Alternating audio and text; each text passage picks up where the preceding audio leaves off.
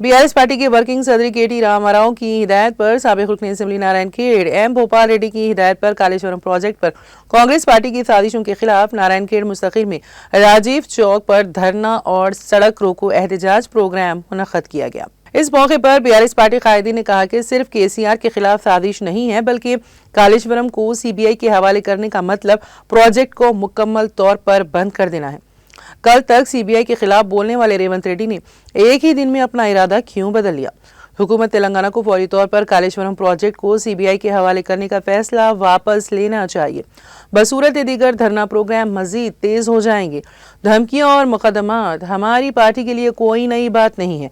इस प्रोग्राम में साबिक जेडपीटीसी लक्ष्मीबाई रविंदर नायक, मंडल पार्टी सदर प्रमीश, साबिक मार्केट कमेटी के नायब चेयरमैन विजय बोजी, साबिक municipal chairman M A. Najeeb, vice chairman Parshuram, साबिक एमपीटीसी सैयद मुजम्मिल, साबिक मंडल को ऑप्शन मेंबर नवाब, शहरी बीआरएस पार्टी सदर नागे सेठ, बीआरएस कायदीन और कारकुनान मौजूद थे।